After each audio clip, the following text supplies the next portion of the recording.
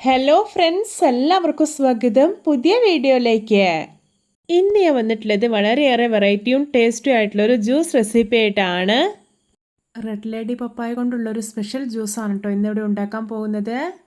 എന്നും പറയുന്ന പോലെ വീഡിയോ കണ്ടിട്ട് ഇഷ്ടപ്പെടുവാണെങ്കിൽ ലൈക്ക് ചെയ്യുക, ഷെയർ ചെയ്യുക, കമൻറ്റ് ചെയ്യുക, ചാനൽ സബ്സ്ക്രൈബ് ചെയ്യാനും മറക്കരുതേ. പിന്നെ ഫേസ്ബുക്കിലൂടെയാണ് വീഡിയോ കാണുന്നതെങ്കിൽ പേജ് ഫോളോ കൂടി ചെയ്യണേ. ഒപ്പം നമുക്ക് നേരെ വീഡിയോയിലോട്ട് പോവാം. ജ്യൂസ് ഉണ്ടാക്കാൻ വേണ്ടിയിട്ട് ഞാനിവിടെ അത്യാവശ്യം വലുപ്പമുള്ള ഒരു റെഡ് ലേഡി പപ്പായാണ് എടുത്തിട്ടുള്ളത്. ഇതിൻ്റെ ഉള്ളിൽ കണ്ട എന്തൊരു ഭംഗിയുള്ള കളറാണല്ലേ. ഇത് നന്നായി പഴുത്തിട്ടുള്ള നല്ല മധുരമുള്ള പപ്പായാണ്. ഞാൻ ഇതിൻ്റെ തൊലിയെല്ലാം കളഞ്ഞിട്ട് ഇതാ ചെറിയ കഷ്ണങ്ങളായിട്ടൊന്ന് മുറിച്ചെടുത്തിട്ടുണ്ട്.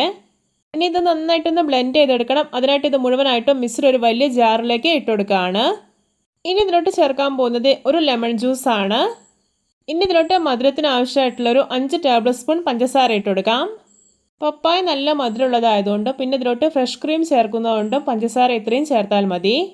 ഇനി ഇതിലോട്ട് കുറച്ച് തണുത്ത വെള്ളം ഒഴിച്ചു കൊടുക്കാം. എന്നിട്ട് നല്ല സ്മൂത്തായിട്ടൊന്ന് ബ്ലെൻഡ് ചെയ്തെടുത്ത് വരാം. ഇപ്പോഴത്തെ നല്ല സ്മൂത്തായി തന്നെ ബ്ലെൻഡ് ചെയ്തെടുത്തിട്ടുണ്ട്. ഇനി ഇതൊരു ബൗളിലേക്ക് മാറ്റി കൊടുക്കാം. ഇനി ഇതിലോട്ട് കുറച്ച് ജാർ ഒഴുകിയിട്ട് വെള്ളം കൂടി ഒഴിക്കുന്നുണ്ട്. എന്നിട്ട് നല്ല പോലെ ഒന്ന് മിക്സാക്കി എടുക്കുവാണ്. ഞാനിവിടെ ഒരു ജ്യൂസ് അത്യാവശ്യം തിക്നെസ്സോടെയാണ് റെഡിയാക്കി എടുക്കുന്നത്. നിങ്ങൾക്ക് ലൂസായിട്ടുള്ള ജ്യൂസാണ് വേണ്ടതെങ്കിൽ കുറച്ച് കൂടുതൽ വെള്ളം ഒഴിക്കാവുന്നതാണ്.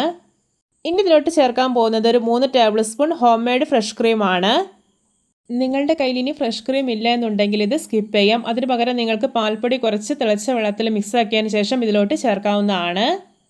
ഇനി ഇത് നല്ല പോലെ ഒന്ന് മിക്സ് ആക്കിയെടുക്കാം. ഇപ്പോൾ ഇതാ ഈ ഒരു പപ്പായ ജ്യൂസിൽ ഫ്രഷ് ക്രീമൊക്കെ നല്ല പോലെ ഒന്ന് കൂടി കലർന്ന് കിട്ടിയിട്ടുണ്ട്. ഇനി ഇതിലോട്ട് കുറച്ച് ചോപ്പ് ചെയ്തെടുത്തിട്ടുള്ള പപ്പായ കൂടി ചേർത്ത് കൊടുക്കാം. എന്നിട്ട് നന്നായിട്ടൊന്ന് മിക്സ് ആക്കിയെടുക്കാം.